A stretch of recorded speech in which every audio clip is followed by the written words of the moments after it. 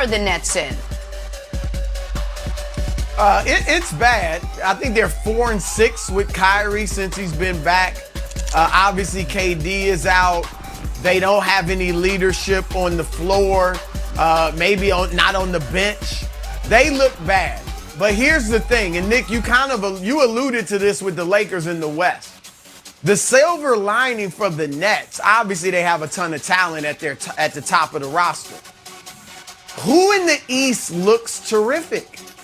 Who in the East scares you? I would contend that Milwaukee is probably the only team in the East that still could beat Brooklyn in the playoff series. And that's not a slam dunk. If Brooklyn's healthy, it'll be a good series. It's a slam dunk. Miami is tough. They're well coached, so you might give them a shot. Philadelphia, they don't have their second best player.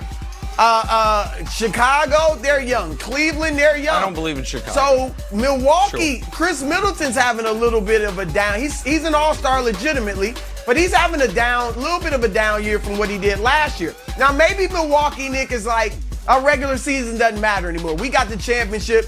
We'll get ready for the playoffs. We used to see that with LeBron's teams in Cleveland the second go-round. So maybe that's it. But they don't look terrific. So Brooklyn is far from out of contention in the Eastern Conference. I totally disagree. But they're not playing well at all.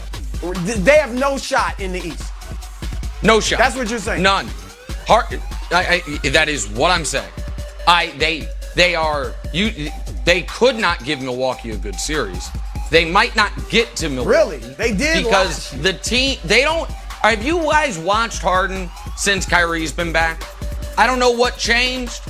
I know Harden played great with Kyrie last year, seemed to really enjoy it. Exactly. There's a great, I'll retweet it because I'm not the one who put it together, a great 10-clip compilation of Harden's abysmal effort in this very Kings game. Harden scored 4, and it's not just offensively, it's mostly defensively, actually. Harden looks checked out, Wilds. They're 6-10 since Kyrie returned. They are the idea that this team, well, all we have is Harden and Kyrie, and you're going to lose to the Nets, and then, lose to the Kings, and after the game, Kyrie's being like, well, teams are doing playoff adjustments on us. Playoff adjustments? There's not a player on the Kings who was in kindergarten the last time they made the playoffs. They don't know nothing about playoff adjustments in Sacramento. They just know they beat you.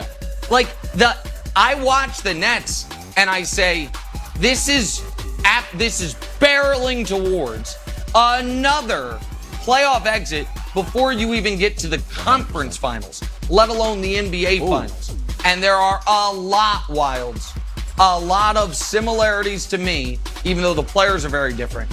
And what's going in the franchise decision, we're all in. We're trading all our future for KG and Paul Pierce. And that won them one playoff series. And now they are in year 3 of KD, Kyrie, trading all the stuff for Harden. And they've won one playoff series. They'll probably win one playoff series this year. I think the Nets are in massive trouble. Durant's so sensational when he comes back, he'll make it look better. But I don't think Harden's happy to be there. I think Harden is on his way out, and Kyrie has a million things going on. I think you're 100% right. To me, it looks like a dinner party, Jenna, where you got 5 couples, and you got the one couple out of 5. It's like, ugh. You guys pretty much want to get divorced, huh? And here are the 5 couples. It's all 4 teams that went to the finals. The Heat, that team loved each other with Jimmy Butler and Tyler Hero. The Lakers, the whole thing was how much they loved each other. They all go out to dinner together, and Dwight Howard's happy and having fun. The Bucks totally loved each other. All of Milwaukee loved the Bucks. And Chris Paul and DeAndre Ayton and Devin Booker have come together with Monty Williams and become this beautiful unit. And then you have Kyrie and Harden and Durant barely holding on at the dinner table at the end. You're like, okay, we're going to go early. Okay, see you later. I don't think they make the finals, Jen.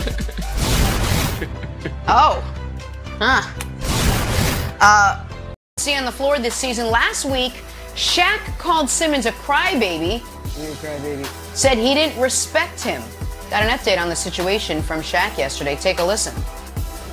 So wait, Ben Simmons DM'd you after he heard Yes. what you said last week? Yeah. All I said is you leaving your man out there, you need to play. That's all I said.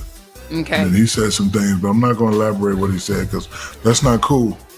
He was mad. Mad at you. Yeah, he's probably mad because I'm his LSU brother, and I am. Drama classes are on Saturdays, gentlemen. Broussard, what do you make of this beef? Look, I'm down with LSU too. You guys know my roots are in Louisiana. There's a town named And Broussard. Cincinnati, Streets, and restaurants in the Cleveland, French the Quarter aquarium. named Broussard. Yeah, but that's the roots. The roots are in Louisiana. Plus, I'm light-skinned like Ben too. All right, but still, I'm with Shaq on this. Ben is being a crap. How can anybody respect what Ben Simmons is doing? I cannot respect it. Because your coach said I don't know if we can win with him. Do you know if my daughters came home and said their field hockey coach had said in high school, my coach said they don't know if they can win with me. You know what I would say? Well, get out there and prove your coach wrong. Don't come to me crying. And this is a problem. All right, I'm totally with Shaq. Ben Simmons has become the poster child for entitled millennials or entitled Gen Zers, whatever he is. Oh my All right, God. this is ridiculous. And if I'm another team, I am questioning what would I get if I trade for Ben Simmons. He's a great talent. I loved him at LSU. I think his game was spectacular there. But now I got to wonder, what am I getting with Ben Simmons? If I trade for him, does he love the game? He's really willing to sit out an entire season at age 25 when you are on one of the best teams in the league and legitimately have a chance to get to the finals. You're willing to sit that out because the coach said something you don't like? A coach who defended you all year long. Actually embarrassed himself sometimes in defending Ben. Is he over this mental block? I haven't seen him play since he refused to take a layup. All right? What's to tell me that mental block will just vanish once he leaves Philadelphia?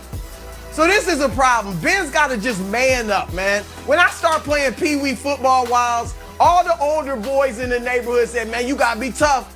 Coach going to yell at you. You got to man up. I was 8 years old. You're 25, man. Come on. Shaq is right. He shouldn't apologize at all. Were you in Cincinnati there, or Cleveland, or New Orleans? When you were 8 years That old, was You gotta New play like the Orleans. hometown It was Bengals, the first correct? part of That the was season. Someday it Joe was Burrow in gonna New carry them Orleans. to the That was The second half of the the Pee Wee Colts, season I was in I lived there too. Cincinnati. on the board. A In new city Indianapolis every through day. Cleveland. It's true, though. Yeah, Depends who's hot. yeah. Depends who's hot. All right. I had a different take on this. I thought that it was